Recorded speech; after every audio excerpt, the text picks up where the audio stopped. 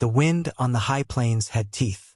It bit at the thin fabric of May's borrowed dress, a garment of coarse, unfamiliar wool that smelled of camphor and long voyages. It was a merciless wind, carrying dust that scoured the landscape and stung her eyes, making the raw, half-built town of Redemption blur into a smear of gray wood and brown earth. This place was a wound on the face of the land, and she had been sent to bleed into it. The man stood before her, his disappointment a physical force, as tangible as the cold that was already seeping into her bones. His name was Elias Thorne, and the paper in his hand, the brittle photograph he kept staring at, was a portrait of a lie. It was a picture of her sister, Lien. Lien, with her face like a porcelain moon and her hands like carved ivory, hands that had never known a day of labor. May's own hands were clenched in the folds of her dress, her knuckles rough, her nails chipped from a life of service to her sister's beauty. Elias Thorne looked from the serene, perfect face in the photograph to May's own, and his expression hardened into something akin to granite. He was not a handsome man, not in the way the matchmaker's letters had described. His face was a map of hardships, carved by sun and wind, his eyes the color of a winter sky. He was tall and broad, built of the same unyielding material as the mountains that loomed on the horizon. The silence stretched, pulled thin and taut by the keening wind. Around them the town watched. Faces peered from the windows of the general store, from the saloon doorway. Their stares were not curious. They were sharp, judgmental, another part of the hostile terrain she had to navigate. They saw the deception as clearly as he did. They saw her, small and plain, a poor substitute for the promised treasure. "You are not her," he said finally. The words were not an accusation but a statement of fact, flat and heavy. They dropped into the dust between them. May lowered her gaze, her shame a hot flush on her cheeks. She could not speak the language of this place, save for a few dozen words her father had forced her to memorize, words for bread and water and please and thank you. None of them were adequate for this moment. She could not say, "My father is a desperate man. My sister's beauty was our only currency, and he spent it on a dowry for a wealthy merchant, not on a ticket to this desolate land. I was the price he paid to settle his debt with the matchmaker." She could only nod, a single miserable dip of her head. He folded the photograph with a sharp, angry crease and tucked it into his coat pocket, a final burial. Without another word, he turned and gestured toward a wagon hitched to a sturdy-looking mule. The command was clear. Her journey was not over. It had merely entered a new, more terrifying stage. As she walked toward the wagon, her cheap cloth shoes scuffing in the dirt, she felt the weight of every mile that separated her from the only home she had ever known. She was a ghost, a stand-in, a lie made of flesh and blood. The contract had been for a wife. He was a man who honored his contracts. But the promise whispered in the letters, the flowery words of care and protection, had been for the woman in the photograph.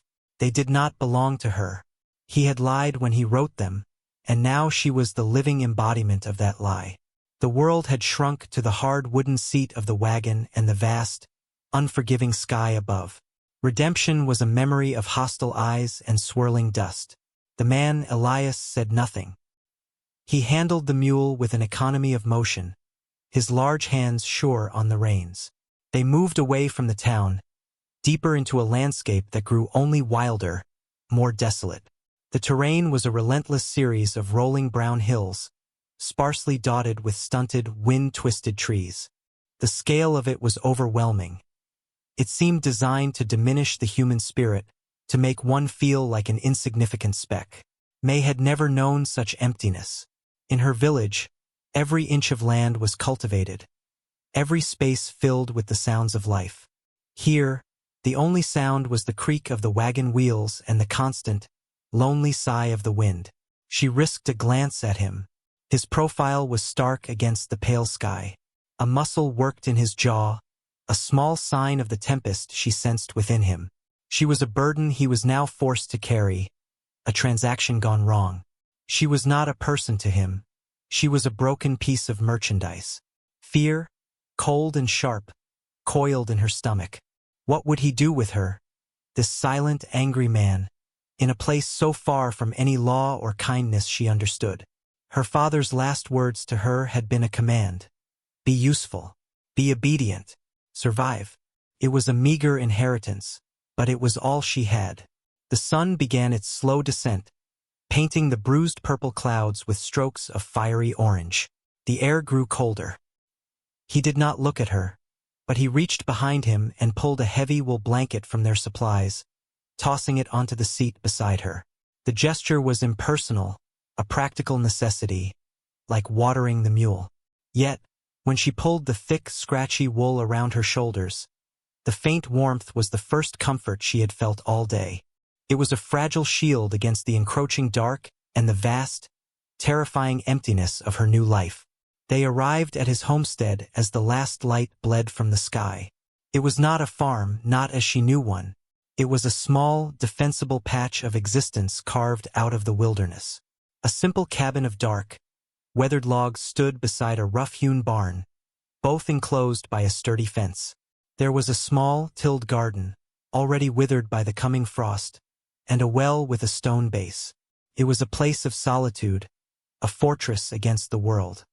He led the mule into the barn, and she slid stiffly from the wagon, her legs trembling.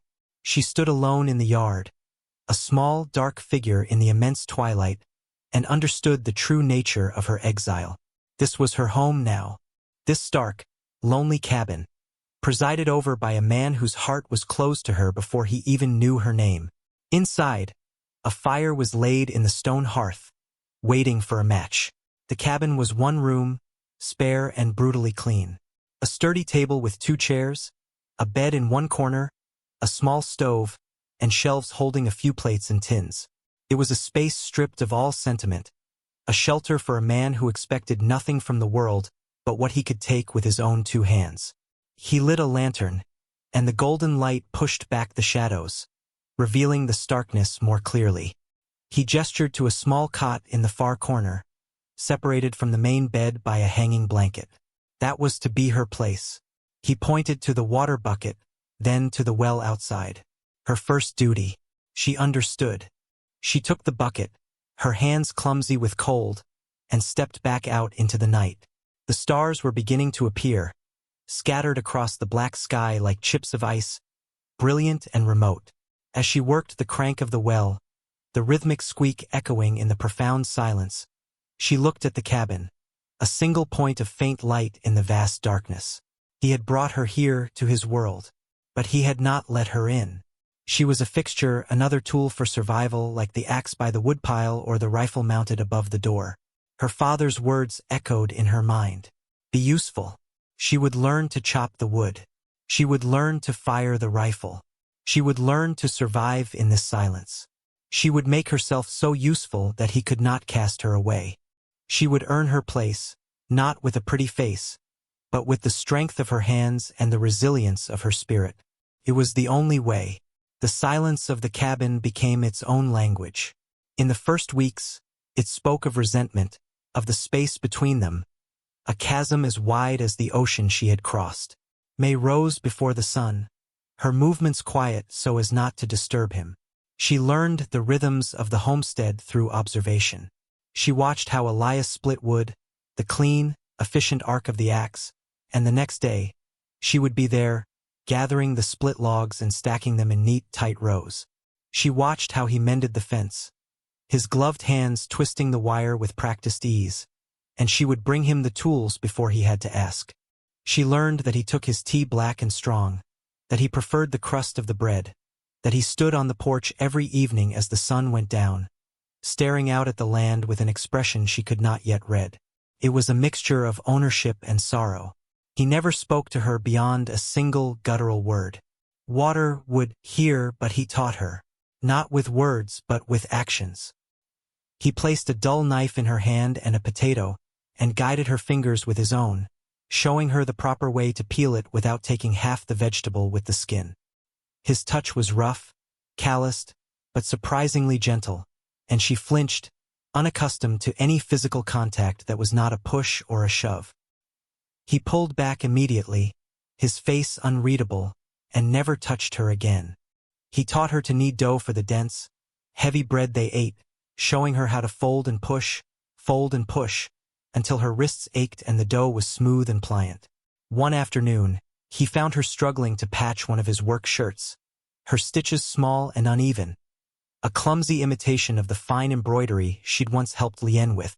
He took the shirt and the needle from her, and with his large, seemingly awkward fingers, he sewed a row of perfect, strong stitches.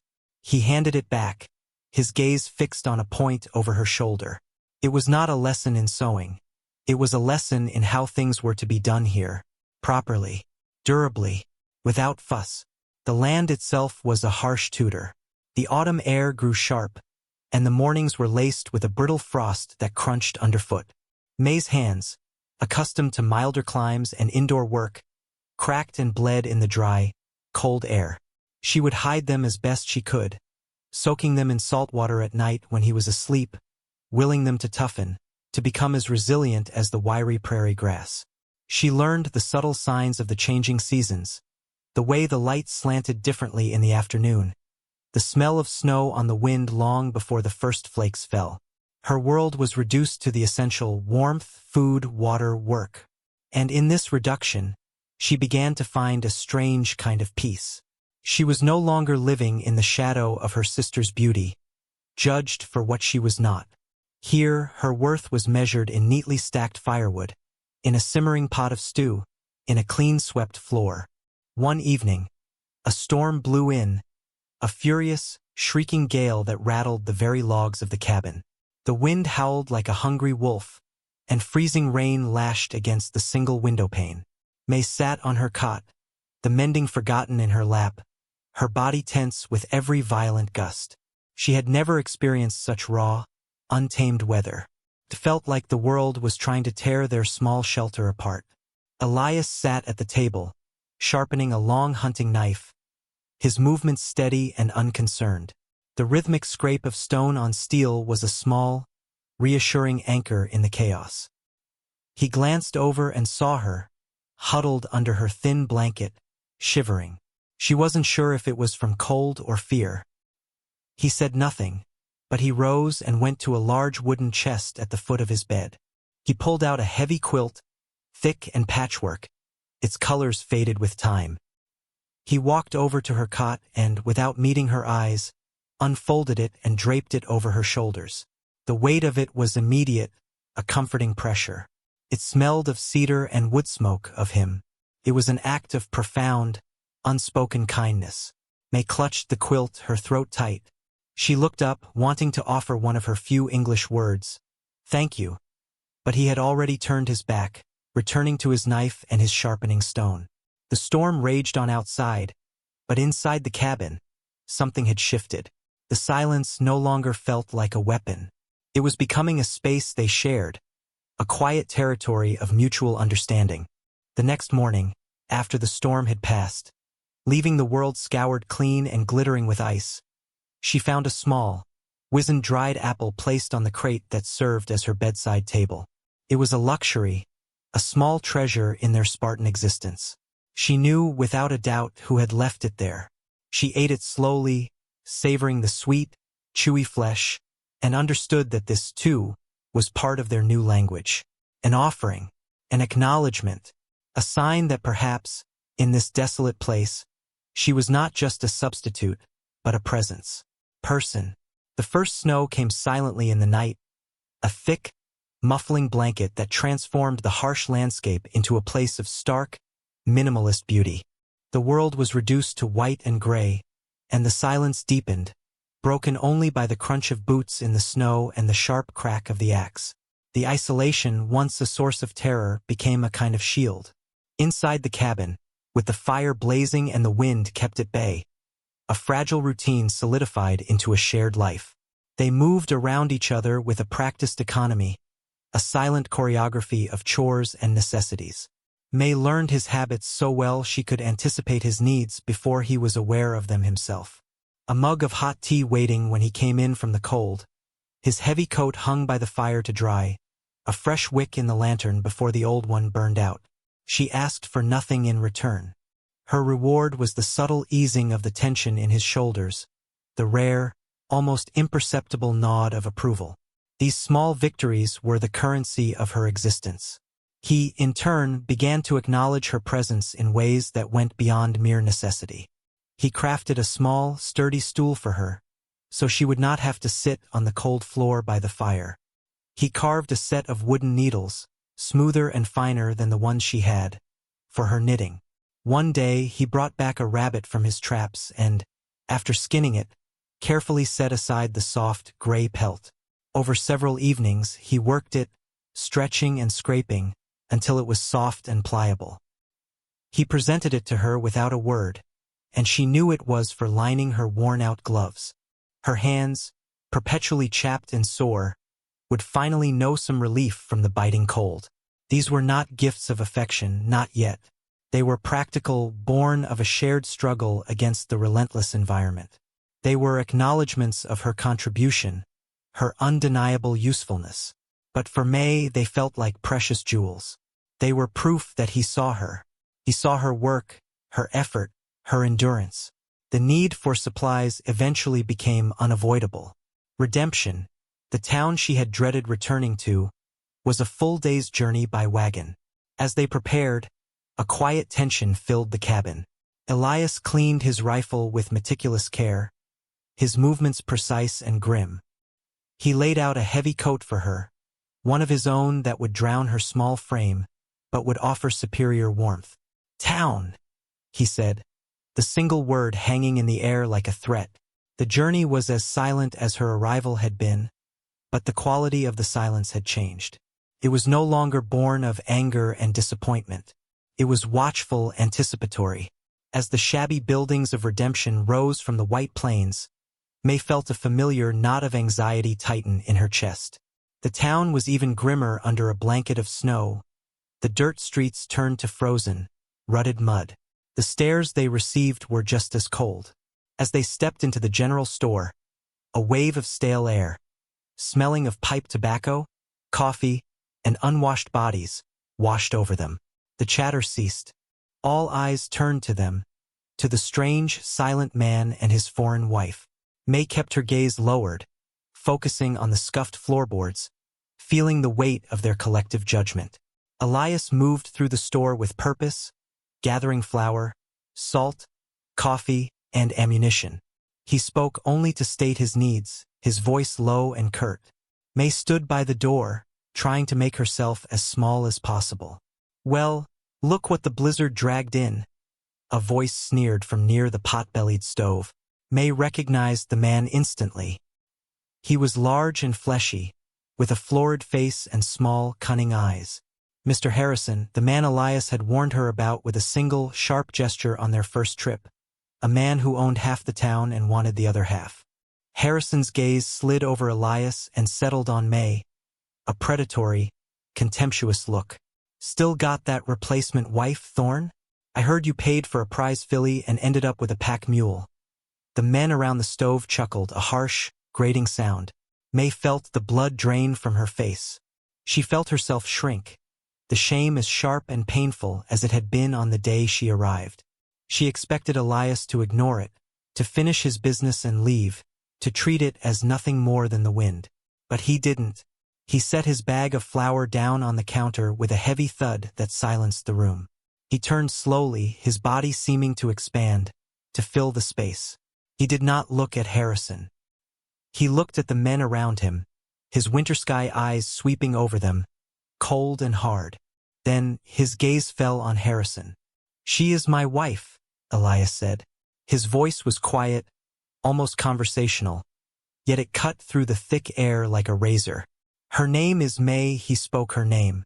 He had never spoken her name aloud before. Sounded strange and foreign, yet solid, real.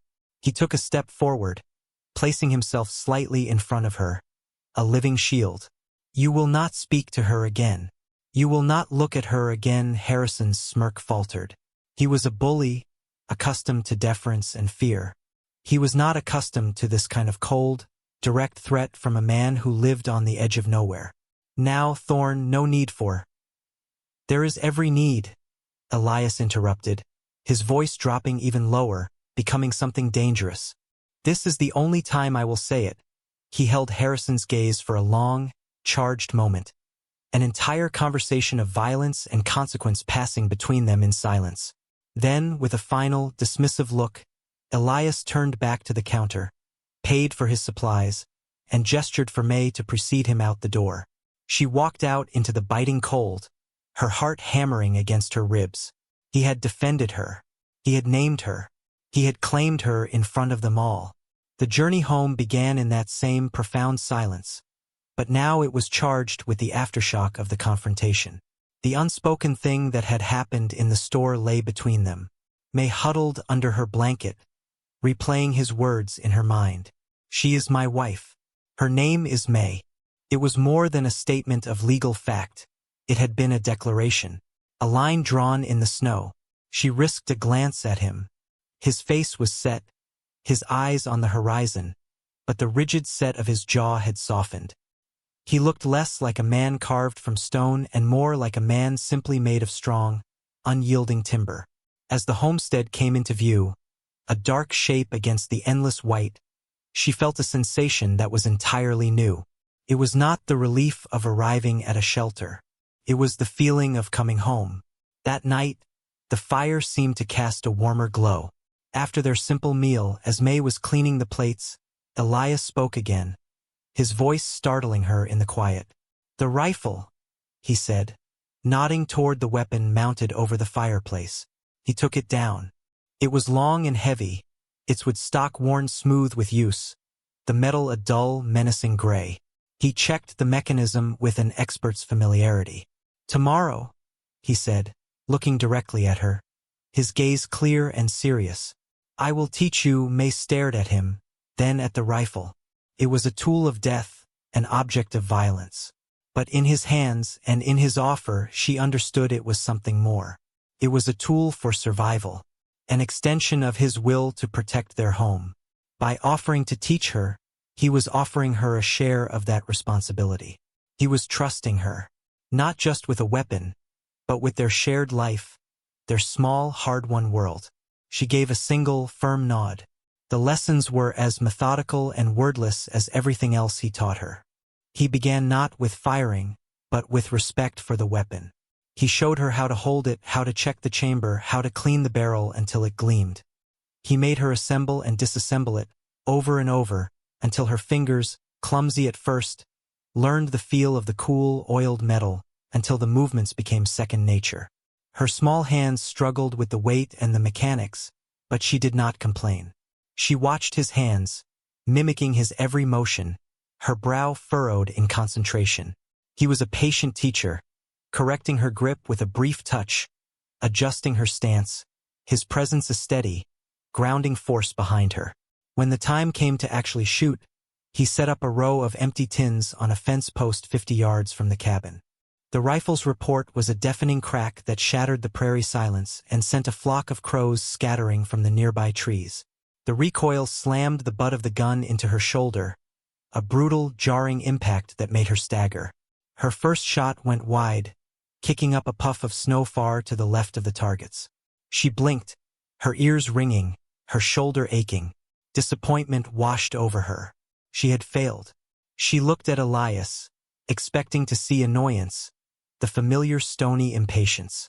Instead, his expression was neutral. He simply repositioned her, adjusting the way she braced the rifle against her shoulder. "Again," he said, and so she tried again, and again. Each shot was a lesson in control, in breathing, in stillness. She learned to exhale slowly, to squeeze the trigger gently, not to flinch in anticipation of the explosion. Slowly, painstakingly, her aim improved. The wild shots that missed entirely became shots that hit the fence post. Then, one crisp, still afternoon, a miracle. She squeezed the trigger, and one of the tins flew off the post with a satisfying ping. A triumphant cry escaped her lips before she could stifle it. She turned to Elias, her face alight. A strange, unfamiliar expression was on his face. The corner of his mouth was turned up in what might have been the ghost of a smile. It was a fleeting thing, there and gone in an instant, but she had seen it. It warmed her more than the fire, more than any quilt. It was approval. It was pride. This shared secret of the rifle changed the dynamic between them further. It was a trust that went beyond the mending of a shirt or the baking of bread. He was entrusting her with their defense, with his life. He began leaving her alone at the homestead for longer periods, checking trap lines that were farther afield, confident in her ability to protect herself, to protect their home. In these solitary hours, May found a new sense of self. She was no longer just the abandoned girl, the replacement bride. She was a woman capable of holding her own in a harsh land. The rifle, leaning against the wall near the door, was a constant reminder of this transformation. It was a symbol of her resilience, a testament to the strength she had discovered within herself. She practiced not just shooting, but the quiet watchfulness he had taught her. She learned to read the landscape, to notice a disturbance in the snow, the nervous flight of a bird, the distant silhouette of a rider on the ridge. The land was no longer an enemy. It was a partner in her vigilance. One afternoon, while Elias was gone, she saw it. A dark shape on the horizon, resolving itself into two riders. They were not moving along the distant track that led to town. They were cutting directly across the plains, heading straight for the homestead. Her heart began to pound, a frantic drum against her ribs. She knew, with a certainty that chilled her to the bone, that it was Harrison. He had not forgotten Elias's threat. He had merely been waiting for his moment. Panic, cold and sharp, threatened to overwhelm her. She wanted to run, to hide, to become invisible. But then her gaze fell on the rifle. "I will teach you." Elias's voice, calm and steady, echoed in her mind. Her hands stopped trembling. Her breathing evened out. She was not the frightened girl who had arrived in Redemption months ago. She moved with a purpose she did not know she possessed. She barred the door, the heavy wooden beam sliding into place with a solid thud. She secured the shutters over the single window, plunging the cabin into a dim, fortress-like twilight. She took the rifle from its place. Her hands were steady as she checked the load, the movements automatic, ingrained through endless repetition. She was alone, but she was not helpless. The riders reached the fence line. Through a small crack in the shutters, she watched them. It was Harrison and one of his brutish hired hands. They dismounted, their movements arrogant, confident. They had come expecting to find a defenseless woman. "Thorn!" Harrison's voice boomed, falsely jovial. "We know you're in there, little lady. Just came to talk business with your husband." About that stream of his May remained silent, her back pressed against the log wall, the rifle held tight against her chest. Her silence seemed to agitate them. "No need to be shy," the other man called out, his laugh a ugly, grating sound. "We won't bite." Much they approached the cabin, their boots crunching loudly in the snow. They tried the door, rattling the handle. When they found it barred, Harrison's pretense of civility vanished. "Open this door, you damned woman!" he roared, his voice laced with fury. He slammed his shoulder against it. The heavy wood shuddered but held firm. May's heart hammered against her ribs, but she held her ground. She remembered Elias's lesson. A warning first. She raised the rifle, pointed it toward the ceiling, and fired. The explosion was deafening in the enclosed space, the smell of gunpowder sharp and acrid. Outside, the shouting stopped abruptly. There was a moment of shocked silence. "She's got a gun!" the hired hand yelled, his voice tight with alarm. "She's bluffing?" Harrison snarled, but his voice lacked conviction. "Break it down." They began to throw their full weight against the door. The wood groaned, the hinges straining. Splinters of wood flew inward. May knew it wouldn't hold for long. She moved to the window, peered through the crack in the shutter. They were both there, their backs to her, preparing for another charge at the door. She steadied the rifle on the windowsill, just as Elias had shown her. Her hands were sweating, but her aim was true. She wasn't aiming to kill. She was aiming to stop. She aimed for the ground at their feet. She squeezed the trigger. The shot kicked up a shower of snow and frozen dirt right in front of them. The hired hand yelped and scrambled backward, falling in the snow. Harrison cursed, spinning around, his face a mask of rage and disbelief. He saw the glint of the rifle barrel in the crack of the shutter. For a moment, they just stared at each other. The powerful man of the town and the small, defiant woman in the cabin. The balance of power had shifted. He had come for an easy victory, but he had found a fight he was not prepared for. But his rage was greater than his fear. "You'll pay for that," he hissed, and started toward the woodpile, clearly intending to find a battering ram. Just then, another sound cut through the tense standoff. The thunder of hoofbeats, fast and desperate. A lone rider was cresting the nearby hill, moving with impossible speed. Elias. He had seen them. He had come back. Harrison and his man saw him too. Their moment of advantage was gone. Panic replaced their aggression. They scrambled for their horses, Harrison fumbling with the reins in his haste. Elias didn't slow down. He rode straight for them, his face a mask of cold fury. He leaped from his horse before it had even stopped, a figure of pure, righteous anger. He didn't have his rifle, but he didn't need it. The fight was short and brutal. Elias moved with a frightening efficiency, his fists like hammers. He took a hard blow to the side of his head that sent him stumbling, but he recovered instantly, his entire being focused on the singular purpose of driving these men away from his home, away from her. May watched, her knuckles white on the stock of the rifle. Her fear was no longer for herself, but for him.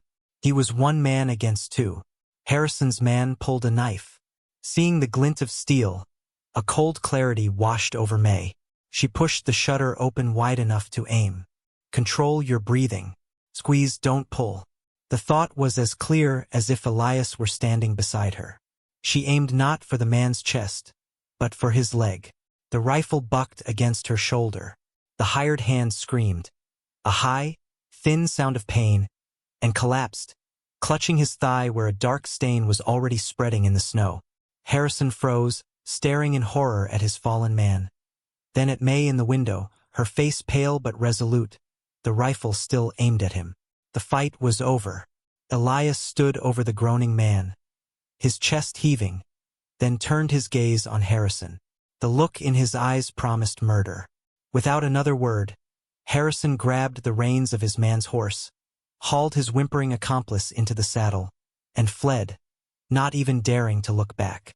Elias watched them go, his body rigid, until they were just a small dark speck on the vast white plain. Only then did he seem to relax. He swayed on his feet, one hand going to his head where blood was trickling from a cut above his eye. He turned and looked toward the cabin, toward the window where May stood. Their eyes met across the snow-covered yard. The rifle was still in her hands. The silence that fell was profound, broken only by the mournful cry of the wind. He had come for her, and she had fought for him. In the bloody snow and the sharp, cold air, something new and unbreakable had been forged between them. She unbarred the door and ran to him. The cabin was warm, the fire a comforting, living heart in the center of the room. Outside, the wind had picked up again, erasing the tracks of their enemies, smoothing the disturbed snow into a clean, unblemished sheet. It was as if the violence of the afternoon had never happened. But it had. It lingered in the air, in the metallic scent of blood and the lingering smell of gunpowder. It was visible in the dark, angry gash above Elias's eye and the deep purple bruise already forming on his jaw. May worked with a quiet, focused intensity, her hands, once clumsy, now sure and steady. She cleaned his wounds with hot water and a clean cloth, her touch gentle but firm. He sat at the table, stripped to the waist, and for the first time, she saw the landscape of his body. It was like his face, a map of past battles, etched with old scars, roped with the hard muscle of a lifetime of labor. He endured her ministering in silence, his eyes never leaving her face. His gaze was stripped of all its former hardness, all its stoicism. It was raw, vulnerable, and filled with an emotion she was only just beginning to understand. She was no longer afraid of him, or of what he might be thinking. The fear had been burned away in the crucible of the afternoon. When she finished, her fingers lightly brushed his cheek. It was an involuntary gesture, one of pure, unthinking care. He did not pull away. Instead, he reached up and caught her hand, his calloused fingers wrapping around hers. His touch was warm and solid. He held her hand, turning it over, his thumb tracing the new calluses on her palm, the small, faded scars from her early struggles in this place. These were not the hands of the girl in the photograph. These were the hands of a survivor, of his partner. May, he said, his voice rough. Her name, which had sounded so strange and formal in the general store, now sounded like a prayer on his lips. He finally let go of her hand and reached into the inner pocket of his coat, the one that lay draped over the other chair. He pulled out the creased and worn photograph of her sister, Lien. He looked at it for a long moment, then at her. "I was a fool," he said, his voice low and heavy with regret. "I looked at this, and I thought I knew what I needed. I thought I needed beauty, something easy, a comfort." He shook his head, a small, self-deprecating motion. "This land doesn't reward easy. It doesn't care about beauty. It demands strength. It demands a will as hard as the winter ground." His eyes, the color of a winter sky, were now clear and deep.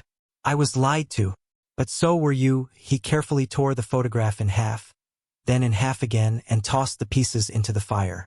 They watched the image of Lien's perfect face curl, blacken, and turn to ash. It was a final, complete release of the past, of the lie that had brought them together. "I saw a picture," he continued, his gaze returning to her, intense and unwavering. "But I did not see the woman.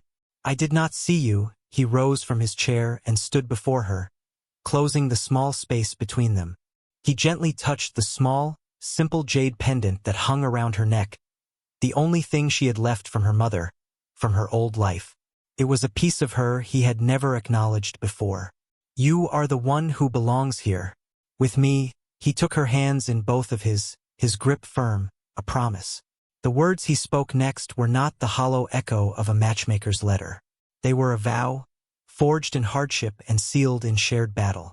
"I'll claim you forever." May looked up at him, at this man of stone and silence who had, piece by piece, revealed the strong, honorable heart within. A slow, genuine smile, the first she had truly felt since leaving her home, spread across her face. A tear she didn't know she'd been holding back traced a path through the grime on her cheek. It was not a tear of sorrow, but of release, of belonging. She gave his hands a gentle squeeze, her own answer, her own vow. Outside, the snow continued to fall, blanketing the world in a pure, peaceful white. The future was still an unknown territory, as vast and challenging as the plains that stretched out from their door. There would be more storms, more hardships, more threats from men like Harrison. But standing there, in the warm, firelit cabin, their hands clasped together, they were no longer two strangers bound by a flawed contract. They were a partnership, a fortress, a home. The wind howled its lonely song, but for the first time, it did not sound like a threat. It sounded like the world whispering their story.